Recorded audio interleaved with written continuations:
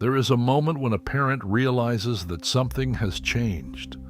You see your adult child's name on the phone, and for one brief second, you feel relieved. Then you answer. They need money. They need childcare. They need you to fix another problem.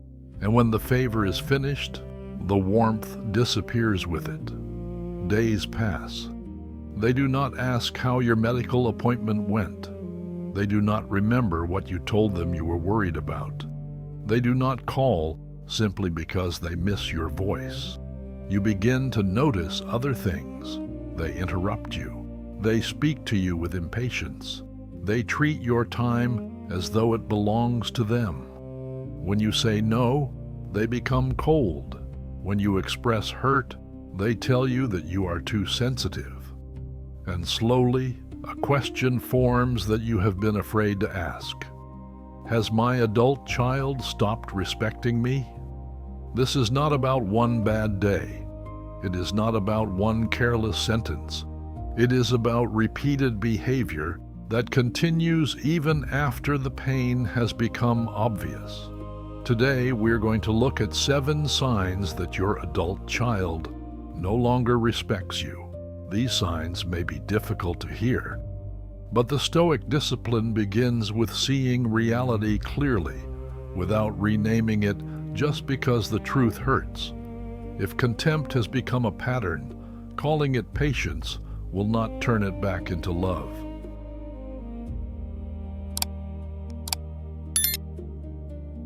Sign 1. They contact you mainly when they need something. You may go days or weeks without hearing from them. Then suddenly the phone rings. Their voice sounds warmer than usual. They ask how you are, but they do not wait long enough to hear the answer. Within a few minutes, the real reason appears.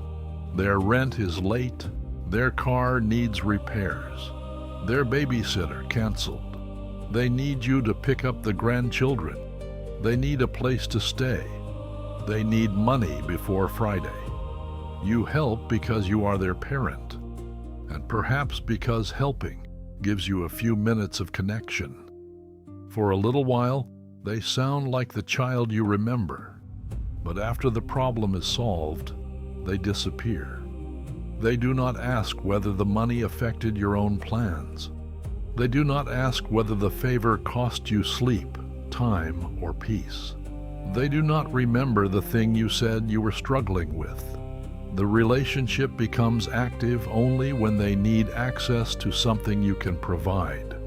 You begin to understand that they are not contacting you as a person. They are contacting you as a resource, a wallet, a driver, a babysitter, a spare room, an emergency service that never closes. And the deepest pain is not only that they use you, it is that you feel grateful they called at all. You accept the request because refusing it may mean returning to silence. But connection that must be purchased through usefulness is not closeness. It is a transaction, wearing the clothes of family. When they regularly disappear after receiving what they need, they are showing you something painful. Your presence is not what they value most. Your usefulness is.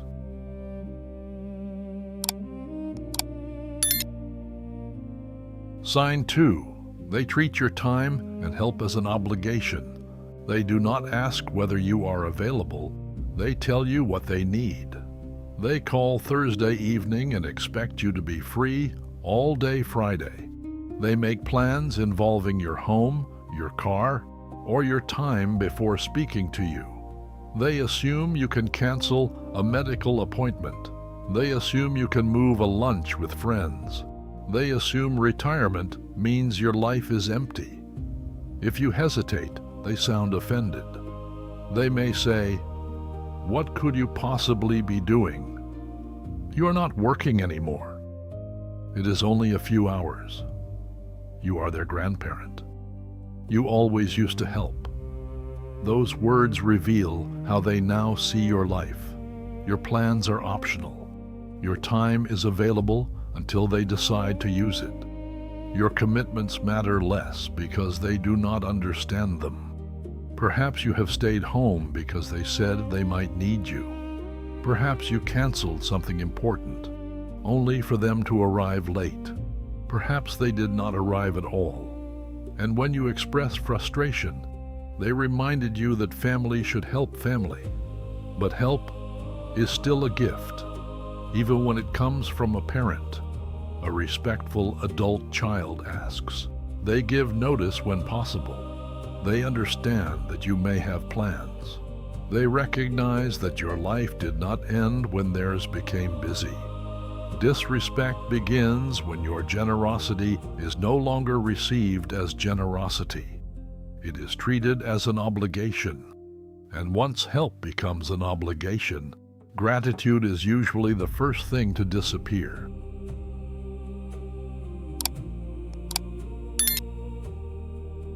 Sign 3. They humiliate you in front of other people. It may happen during a family dinner. You begin telling a story and they cut you off. You already told everyone that. You offer an opinion and they laugh. You would not understand. You struggle with a phone setting and they turn it into entertainment for the room. They imitate the way you speak. They make jokes about your age, your memory, your hearing, your clothes, your driving, your inability to keep up with technology. Everyone laughs, and you smile because you do not want to ruin the gathering. But inside, something drops. Later, when you tell them the joke hurt, they dismiss you again. It was only a joke. You take everything personally. You're too sensitive. But humor does not make contempt harmless. A joke that repeatedly places one person beneath everyone else is not affection. It is humiliation with an audience. Family teasing should leave both people feeling connected. Disrespect leaves one person ashamed while the other person enjoys the power of the room. You may also notice that they correct you in ways they would never correct a stranger. They speak slowly, as though you are incapable. They answer questions for you. They dismiss your experience because it came from another generation. They behave as though growing older has erased your intelligence. And because you want peace, you remain quiet. You tell yourself not to spoil the evening, but you should not have to become the family joke in order to remain part of the family.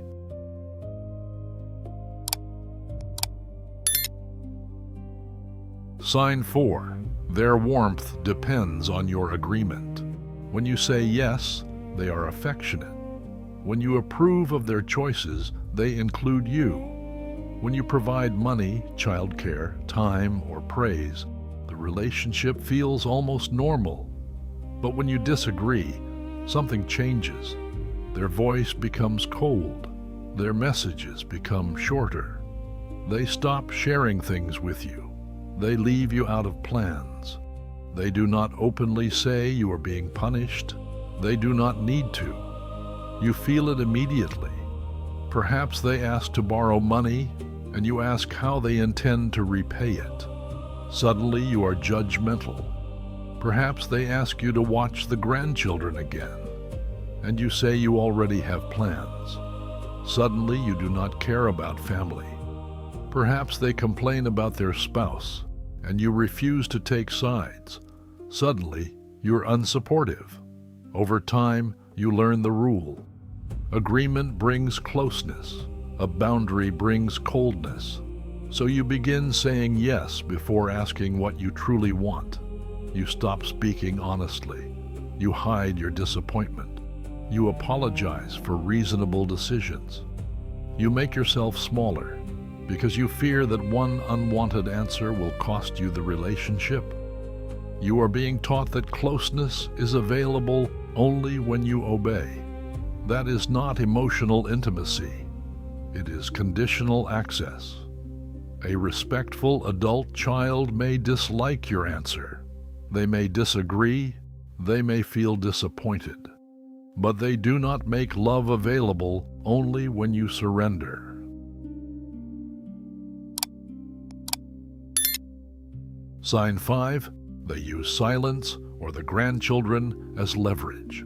They actively use silence, exclusion, or access to the grandchildren to force you to give in. You refuse a request.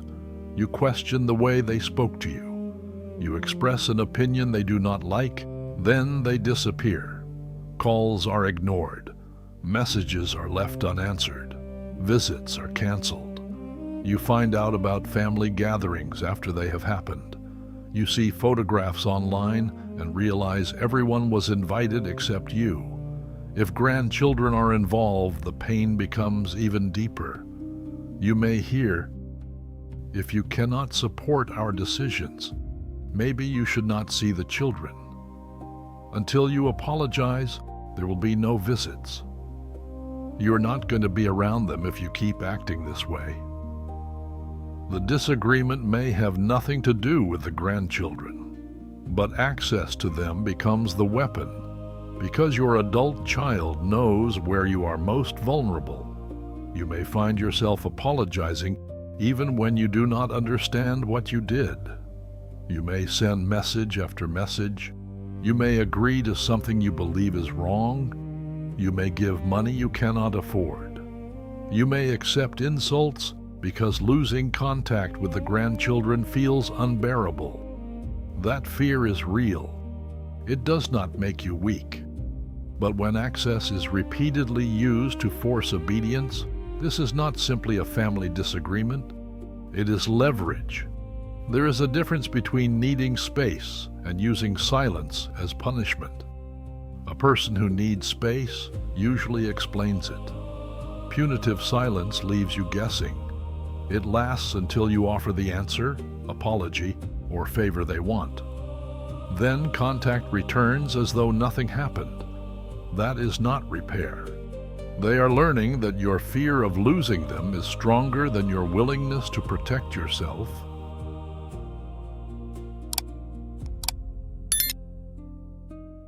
Sign 6. Their feelings matter, but yours do not. They are allowed to describe everything you did wrong. They are allowed to bring up old memories. They are allowed to speak about anger, disappointment, and resentment. And you listen. You try not to interrupt. You apologize for mistakes you recognize. You acknowledge the moments when you failed them. But when you begin to describe your own experience, the rules change. You're told that you are defensive. You're told that you are making everything about yourself.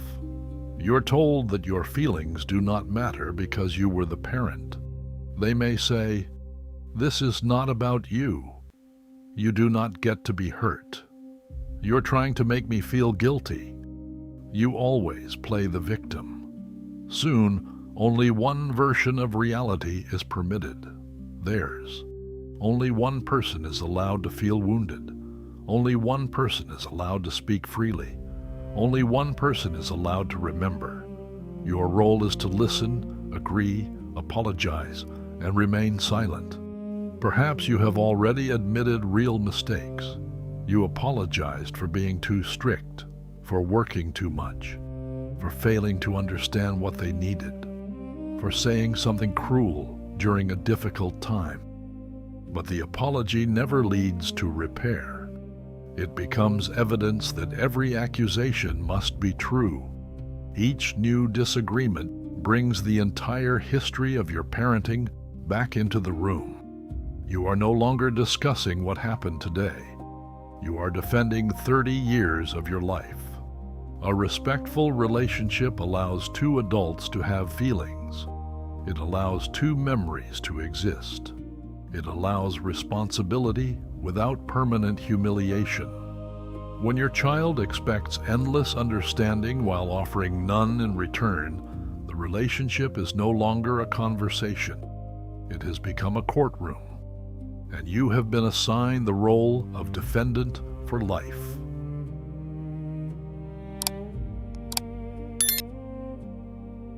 Sign 7. They become angry when you say no. Not when you agree, not when you give, not when you rescue them. When you say no, you say you cannot lend more money. They accuse you of caring more about money than family. You say you cannot provide childcare with no notice. They call you selfish. You say they cannot continue shouting at you. They tell you that you are dramatic. You say they cannot move back into your home without a plan. They tell you that after the childhood you gave them, you have no right to say no now. You say you are not comfortable signing a loan. They stop speaking to you. The request may change, the reaction remains the same. Anger, guilt, threats, withdrawal, an attack on your character. They do not simply dislike your answer, they act as though you have no right to give it. That is what entitlement looks like. A person who respects you may feel disappointed by your boundary. They may disagree with it. They may ask you to reconsider, but they still recognize that your money is yours, your home is yours, your time is yours, your body is yours, your life is yours. When someone becomes furious because you exercised your right to say no, the problem is no longer only the request. The problem is that they believed your answer belonged to them. As long as you keep giving, a relationship can appear peaceful. The truth becomes visible when you stop. The strongest test of respect is not how your adult child treats you when you are useful. It is how they treat you when you have a limit.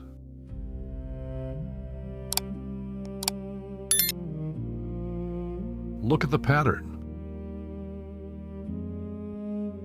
One careless sentence does not define an entire relationship. A pattern does. Ask yourself, does the behavior keep returning? When you say it hurts, do they care?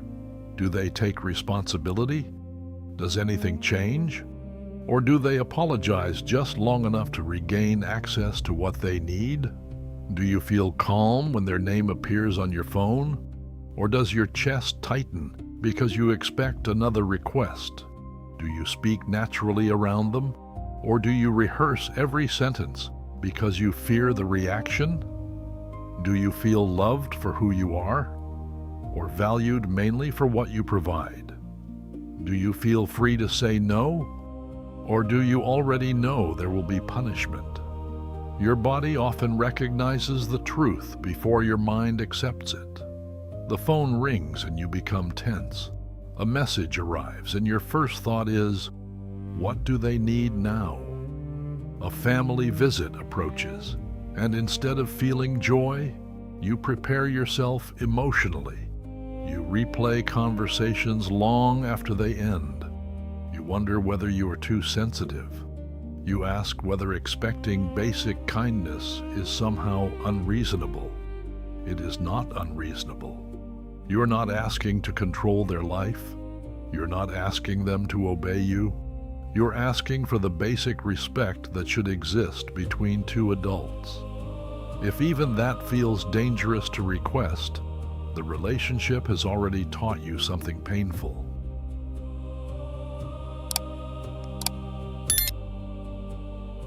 The hard truth. The hardest truth may not be that your adult child has become disrespectful. The hardest truth may be that the relationship has learned there is no cost to disrespecting you. They can insult you and still receive the favor. They can ignore you and still receive the money. They can embarrass you and still expect your home to remain open. They can threaten access to the grandchildren and watch you surrender. They can dismiss your feelings because they know you are more afraid of losing them than they are afraid of hurting you. This does not mean you created their behavior. It means repeated tolerance can quietly become permission. You were not trying to teach them this. You were trying to preserve the family. You were trying to remain loving. You were trying not to make the distance worse. But love without limits can become the place where disrespect grows comfortably. Recognition must come before response. Before you decide what boundary to set, what conversation to end, or what help to stop providing, you must first stop renaming the pattern. This is not only stress. This is not simply a difficult season. This is a repeated way of using your time, your help, your fear, and your love without proper regard for your dignity. You cannot change what you refuse to name.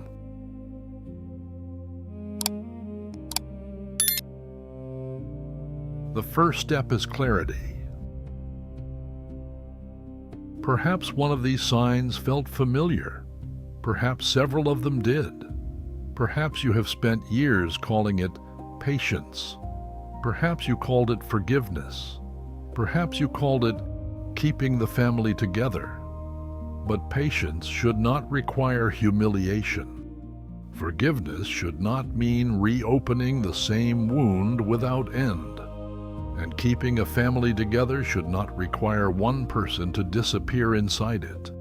You can love your adult child and still admit that the way they treat you is wrong. You can remember the child they once were and still see the adult they have become. You can care about their struggles without becoming responsible for every consequence. You can keep love in your heart without keeping yourself permanently available for disrespect. The first step is not revenge. It is not anger. It is not making a dramatic decision in the heat of pain. The first step is clarity. See the pattern. Stop making excuses for what repeatedly wounds you. Understand that basic respect is not too much to expect from someone who still asks for access to your time, your home, your money, and your heart. In the comments, tell us which of these 7 signs you have experienced most often, not once, not on one difficult day, as a repeated pattern. Your story may help another parent finally understand what they have been afraid to name. If this spoke to something you have lived through, stay with Stoic silence. Choose silence. Keep your dignity. Master your mind.